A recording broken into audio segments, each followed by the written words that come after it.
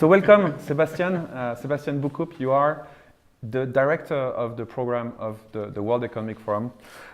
So there is something that people don't know about it, which is the process of building this program. And before we dive into what you found interesting this year, I'd like you to tell us about the process, because Davos is actually really trying to represent society, and so you have different committees representing different parts of society. Just like in a few minutes, walk us through the process so that people realize it's not random. It's not coming just out of the blue. Yeah, happy to do that, and thank you for hosting me here tonight. Actually, the way I got to know Laurent is that I participated in one of his Lift conferences, but we didn't meet there. We met much later in a spaghetti bar somewhere in Ovi.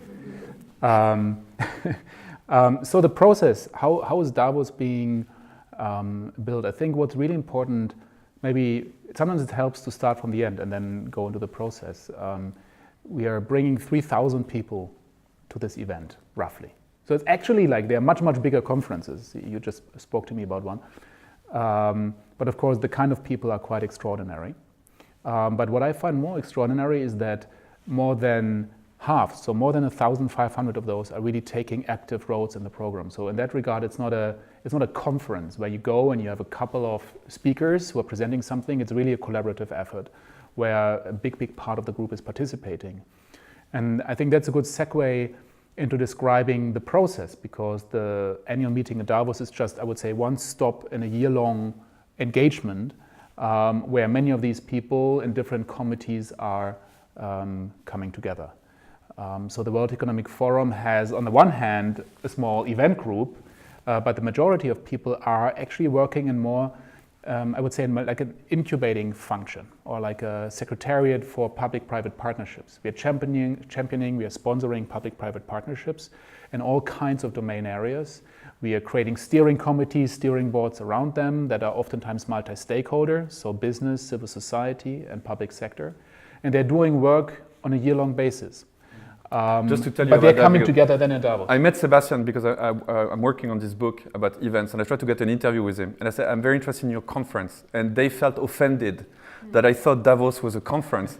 And so for 1 year, they rejected me. And when I finally met, not him directly, but his team, I finally met him. I was like, why did it take so long? He's like, because we think it's not relevant. We are not a conference. Yeah. And so to the world, we see the World Economic Forum through the lens of Davos.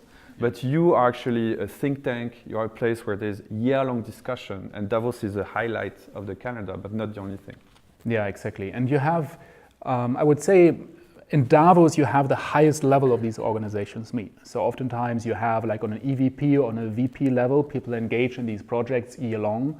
But then in Davos, you have the CEOs and the heads of state and head of government get together. So this is, in a way, sort of the main strategic body of what's happening on a year-long basis. And so you, the idea behind Davos is that there are three forces shaping society: civil society, business, and NGOs or not-for-profit sector, or that's civil society, right? Yeah. Civil society, business, civil society, and then government. Yeah, exactly. So you have three forces: civil society, business, and government. Yeah, and they each have a committee.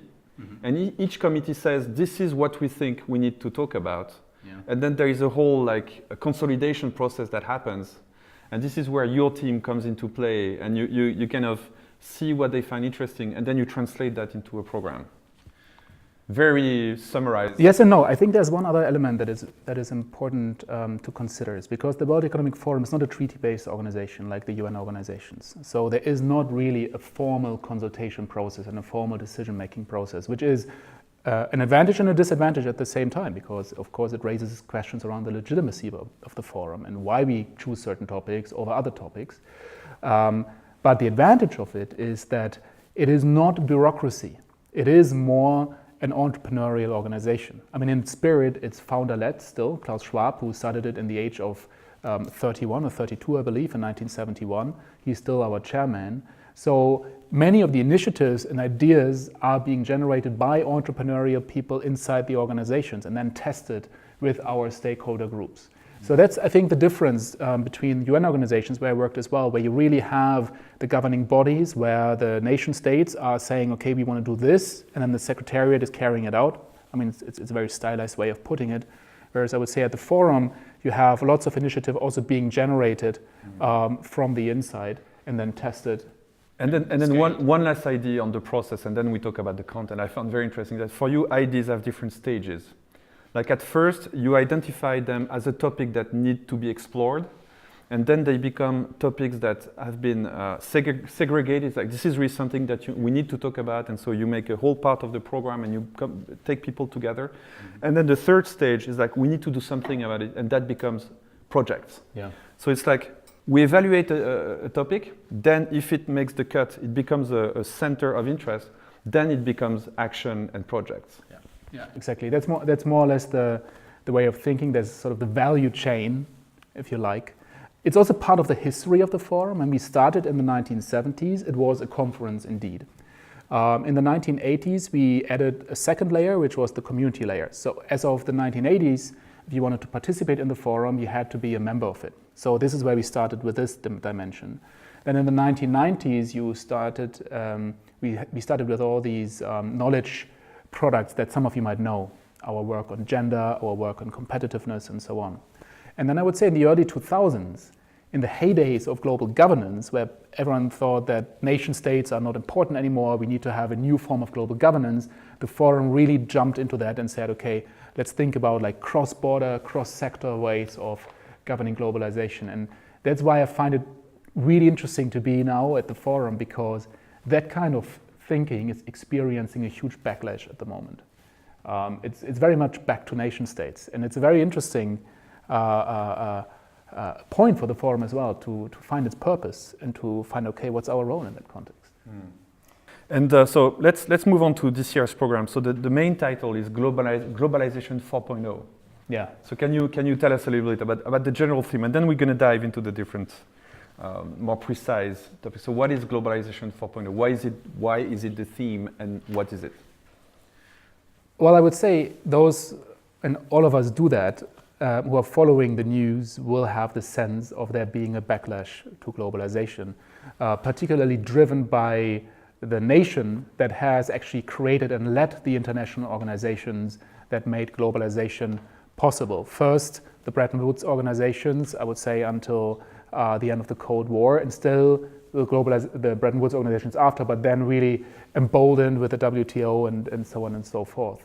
So now this hegemon, this leader, is taking a very different stance. And of course, it's an important moment to ask, okay, what is globalization about? Is there actually going to be another phase? And how should this phase look? So in a nutshell, globalization 1.0 is more or less the kind of globalization that we saw 100 years ago in the Victorian age. It came to a brutal hold with the First and the Second World War, the Great Depression. Then there was another phase of, I would say, economic expansion after the Second World War, the golden age in Europe and the United States, to some extent how it's being described. And then you had a third period, which was, in terms of quantity but also quality, very different after the fall of the Iron Curtain. And that, to some extent, people would say came to an end. You can say with the financial crisis or with the election of Donald Trump, to some extent with what's happening in the UK. But also being challenged not by these geopolitical developments, but also by a rapid acceleration of technological change. And that's what we want to look at, the combination of geopolitical tensions, technological change, the environmental costs of the past period of globalization, and then lastly, the impact of inequality in many nation states, which is also, many would argue, a result of globalization. So we look at these four drivers and say, well, things are really not going in the right direction, but there are also interesting innovations that could create a new form of globalization. And what is this new form? And that's what we want to shape. It's so 4.0 doesn't imply that it's better than 3.0, right? It's like a new phase. Doesn't mean it's better. In technology, usually the new version is better, but what you're saying is that not necessarily better. And also, I think what's interesting, I mean, being French, and you have this, French have a very weird look at things, but you have this idea that Davos is this very, right-leaning organization who's promoting blind capitalism. And I looked at the program, and so, as you said, you have this global theme that then is applied in different dimensions. So geopolitics, You want to discuss a multi-conceptual world, peace and reconciliation. Economy, fourth industrial revolution, stability of financial and monetary systems. Technology, policy and industry systems, inside which I believe you find automation, blockchain, etc. Cybersecurity, resilience to risks. That's the fourth topic. Human capital, new societal narrative, less focused on moving away from consumption and materialism to a more humanistic focus, which I think people, if people were reading your program, they would have maybe a different view on what Davos is. But there's really some very, very strong statements. And the last one is institutional reform and economic cooperation, all this being traversed by global warming as a main issue. So this is very different from the image that the forum has. And you guys really go into very, very deep topics. So maybe a good way would be to dive into the first one, geopolitics. Multi-conceptual world, peace and reconciliation. Like, why is it on your agenda, and what are the ideas you found interesting? What are the key messages that are going to be discussed in Davos this year?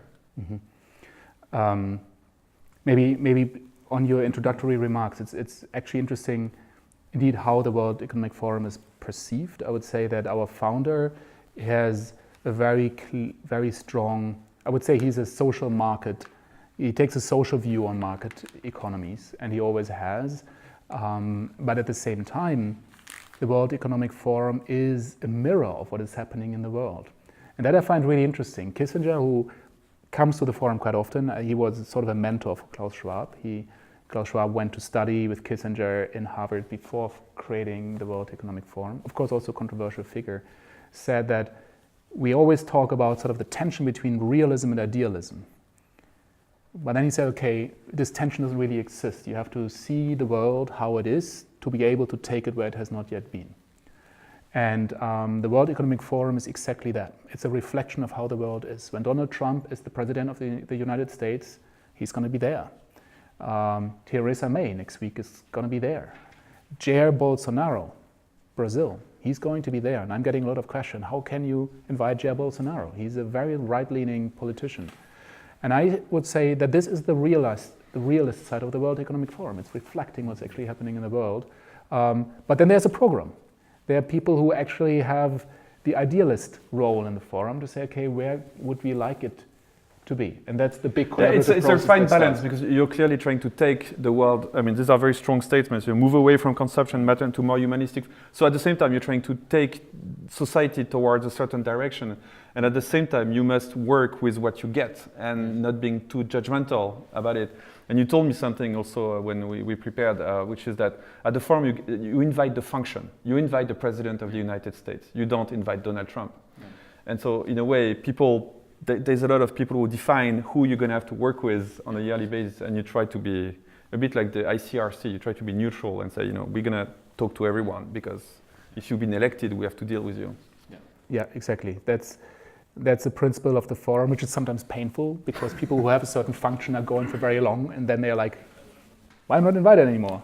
And then it's like, yeah, well, you're inviting the function. On your first question, peace and reconciliation, it's a topic that hasn't been that prominent on the forum agenda, maybe in the public perception in recent years, but it has always been there. And I think that's a really interesting one, because the World Economic Forum has always has had quite an important role in the Middle East peace process. So not very successful, but the World Economic Forum has very good, because of the economic foundation that it has, right? It has a very strong relationship with Israel, but it has also a very strong relationship with the Saudis and a very strong relationship with the Jordanians. So actually all these different fractions that in certain areas don't agree with each other, all agree when it comes to market and when it comes to business. So they all come to the World Economic Forum, and the World Economic Forum has been a platform, because it is called economic, for track 2 and track 3 kind of diplomacy, where these people then in a private environment would actually talk about more geopolitical topics. But we're taking this now a little bit more to the front. But is it on the topic because you're worried about that? Or you say it's been there all the time. I mean, but there's some voices say, we're going towards maybe some like global conflict. You see definitely the rise of nationalism and more tension. Is it something that you bring back on top of the agenda because you're worried? Well, there are two dimensions to it. Yes, we are worried. Very clearly, the World Economic Forum is built on the belief that it is better if people do business with each other and compete at that level, rather than competing in terms of arms investments and other kinds of zero-sum competitions. So this is I would say, a prerequisite, sort of a foundational belief of the World Economic Forum. And in that regard, it has always engaged in conflict areas, has looked into fragile states, because when there's fragility, it's very difficult to even start talking about development or even talk about growth. So it has always been a topic in that regard. I would say the dimension that has been added this year in particular is not the peace and reconciliation piece. Yes, we're going to talk about Libya, we're going to talk about Syria, we're going to talk about Venezuela, but it is the rise of economic nationalism, which is something that has been very, very strong and very impactful. It already has an impact on global growth, and that's a topic that we try to address. And what is a multi-conceptual world? What do you mean by that? I would love to understand that as well. We're also very good at buzzwords and jargon. So multi-conceptual world, I would say, is a play with the word multipolar world. You could say multipolar means that people might have similar ideas of how the world should work and of how the world works, but they have like power and they have different interests and they're competing with each other and they might not like each other and they try to win over each other. In a multi-conceptual world, you have less of a commonality because you have like fundamentally different understandings of how an economy should work. If you take the bureaucratic capitalism in China versus the more sort of free market capitalism in Anglo-Saxon countries versus the kind of capitalism that you see in Russia and other parts of the world. So, and that also happens on different levels. So I would say that's the idea. So what you say that means different ideas, not just exactly what defines not maybe like physical frontiers, but more like ways of thinking or technologies. And so I mean, we see definitely that there are different ways of conceptualizing the world, as you say, are competing. Fourth industrial revolution, policy and industry system. I mean, all this seems to contain a bit all the discussion right now about, for example, automation, the possible disappearance of work, which I personally don't believe in, but so what are you going to talk about here? What are the hot topics when it comes to this transition? I mean, fourth industrial revolution is another buzzword that your chairman came up with. I said it, you didn't say it. Do know for the video. No, don't say that, Mr. Chairman. No, but it's this idea that the digital technologies brought a new paradigm and allows us to do new things and create also new issues. So what is on your radar for this topic, the new ways of organizing work and what policymakers can do about it? So indeed, the fourth industrial revolution is a narrative that's been created by the World Economic Forum. I think it's probably the most, maybe after the idea of a multi-stakeholder world, what we just started with, is probably the single most successful narrative of the World Economic Forum. If you would have Googled fourth industrial revolution 3 years ago, you wouldn't have found much in Google. If you Google it now, it opens up a world. You have countries around the world to name ministries after this term. It's insane. It's an example of a narrative that we've been able to create and that now is taking on a life of its own. It has become part of our organizational structure. We have opened FOIA offices in San Francisco, Tokyo, Beijing, Mumbai, and there are 12 more locations to come. So it's been also the basis for the expansion of the forum. Why? Because it's a topic that is of equal importance for governments and for business. What are the topics? For instance, artificial intelligence, huge topic, all the way from what can it do to how are biases embedded in this, of programmers in San Francisco or elsewhere. Autonomous vehicles, a huge topic. Globalization is about ultimately the acceleration of people and things, and autonomous transportation is going to play a role in this. I think what's original about the fourth industrial revolution narrative is that it's also touching upon the overlap of digital innovation and biological innovation. So there is a big department in precision medicine that we open up in San Francisco. And when it comes to international relations, not many people are thinking about it. So these are really, I think, early topics that we are incubating and that are already on our agenda, but are going to be big on the agenda in 2, 3, 4 years from now. So these are like a couple of areas, but there are. So just to go back a little bit to the process, I mean, using an anecdote, but we bumped into each other by chance in Beijing in March last year or something. And you were here because you have teams that basically scout a country like China for the best ideas. And then you come for 1 week and you meet the cream of the top of the best ideas and entrepreneurs and people. And then you decide if they make it to the main program. And so there, typically, you were telling me you saw some incredible startups that had growth that are absolutely crazy on models, business model, technological models that we cannot even start imagining here. So can you maybe tell us a little bit about, startups or ideas typical of this fourth industrial revolution that you spotted in China? I mean, but you told me about China these YouTubers, for example, YouTubers that had like hundreds of millions of followers and would create these like gigantic studios and then become brands, etc. Well, China has this interesting, like when you take the media world, China has this very interesting ecosystem of what they call grassroots celebrities. And on the different social media platforms, these people get millions and millions of followers. It is a way, it's a form of influencer hype that we see in other parts of the world as well. But just because China is such a big country, it is just going to very different dimensions. So there's a woman, her name is Papi Jian, who I believe you then met in China as well, who is in a way a comedian, normal, very approachable person, doing very funny videos, but then also addressing issues in China related to gender expectations of women versus men in China and so on. So really interesting. Other areas that are, of course, and many of you will have read about this, absolutely fascinating in China is the whole like payment system world, which is far from what you see in the US, but also in Switzerland. Switzerland is actually more advanced than the US, but still. We shouldn't be too proud of just being more advanced than the second to last I'm paying my bus ticket with advanced. Twint now. Yeah. You still don't have to put your PIN in the US. And it's less secure than everywhere. Yeah. But for example, China is. We have just. One example that has generated a lot of news and that is going to be discussed in Davos as well. China has actually announced. One researcher in China announced a couple of weeks ago that they had the first CRISPR baby. And that is you have to explain CRISPR. CRISPR is a new gene editing technology that allows you to really, in a very precise way, add and subtract in the DNA. And China, and there are of course huge ethical questions around this, which are holding back very innovative countries such as Switzerland, of course, in biotech. But then you have a country like China where you don't have these regulations, where you actually don't have an individualistic culture or value system, and more sort of a group value system which lets people also think very differently about optimization of DNA and optimization of humans. That's why a lot of the research and the technology development in that domain is happening in China.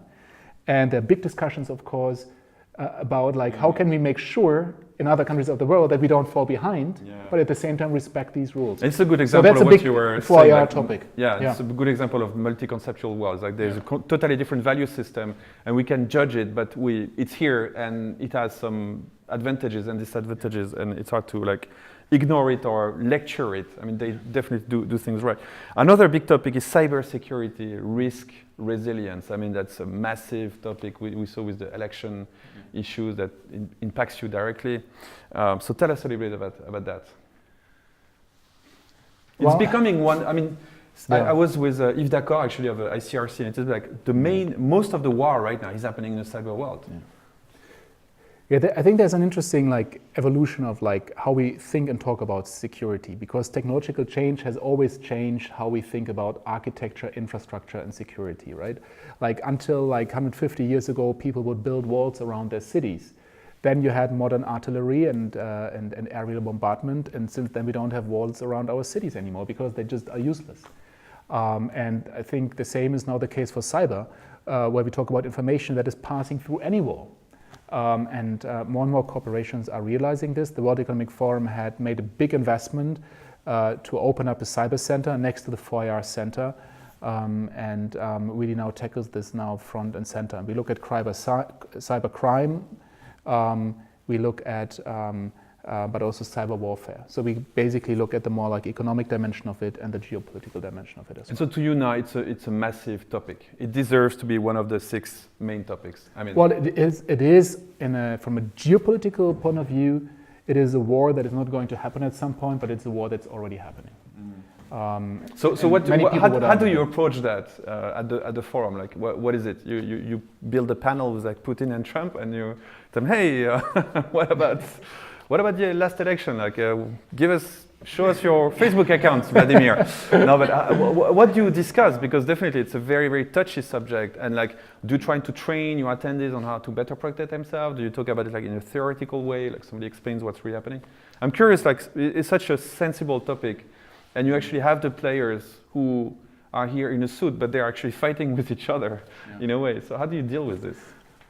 Well, everything that happens in Davos has, I would say, a public component to it and a private component to it. The public component to it is about awareness raising. So this is where we very consciously draw the media to it.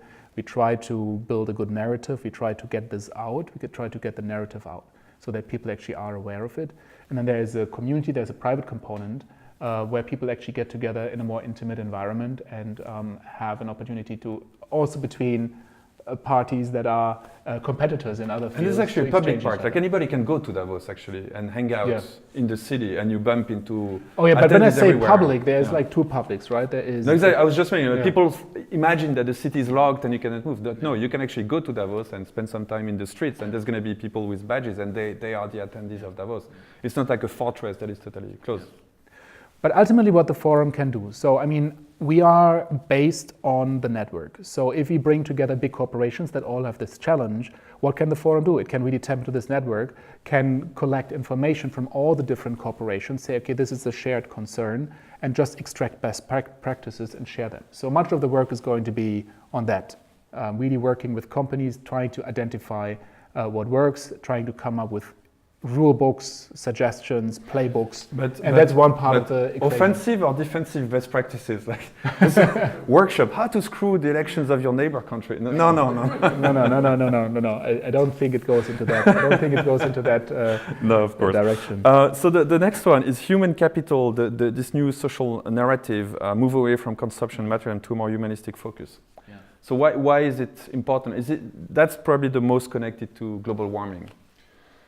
Yeah, I mean, and I find, you said you don't really believe in that happening, and I'm on the fence as well, right? This scared narrative around, okay, we're all going to lose our jobs, and first it was blue collar that is disrupted, now it's talking about automation exactly, automation of work.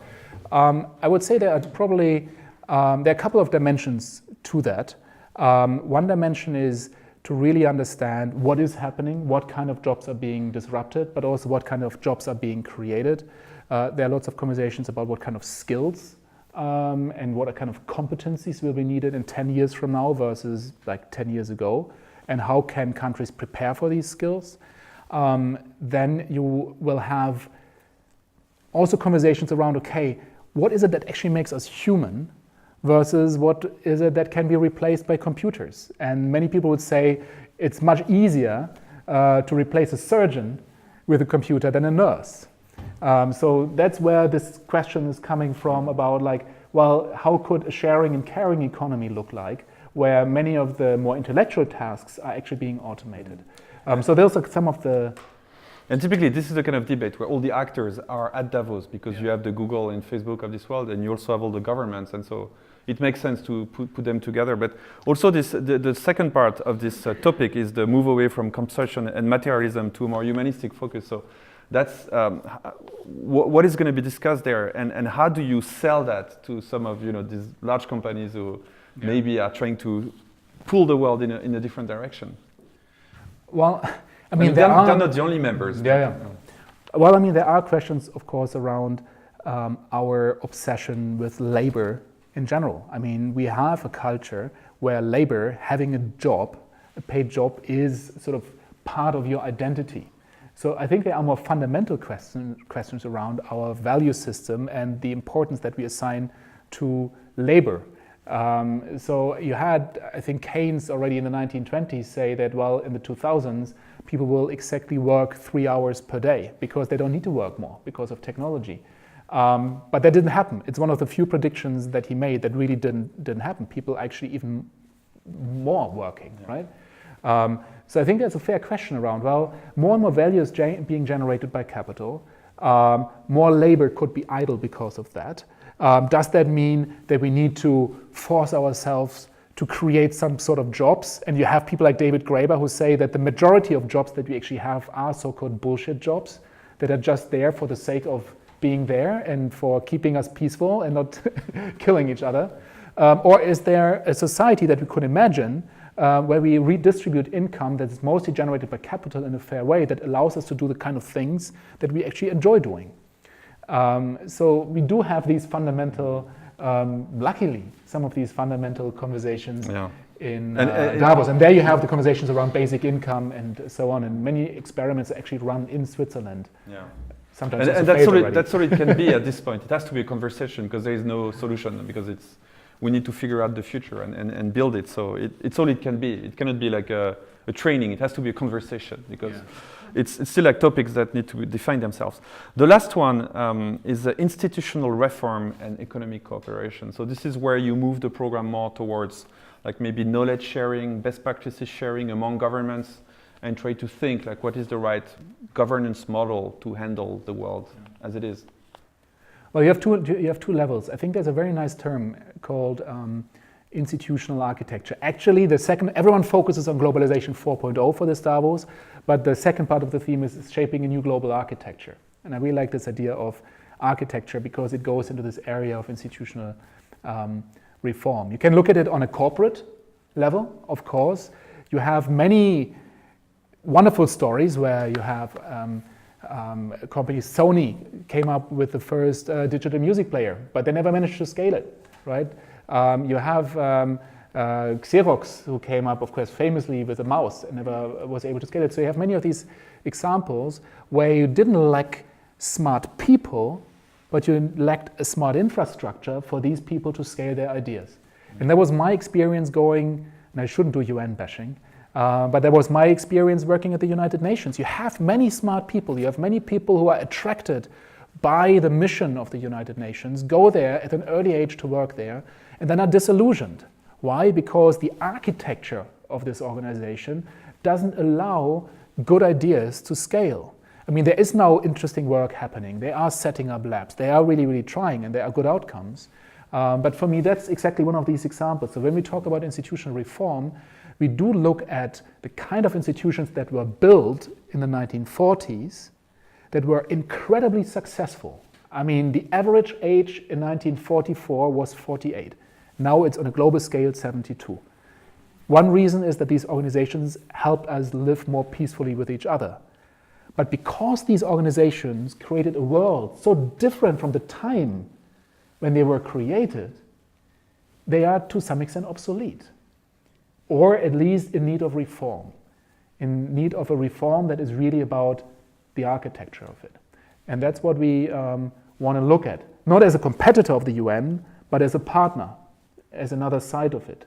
And we are working very closely with UN organizations, with the World Bank, with the IMF in that regard. So I would say that's the theme which is really going sort of closest to the heart of what this meeting is going to be about.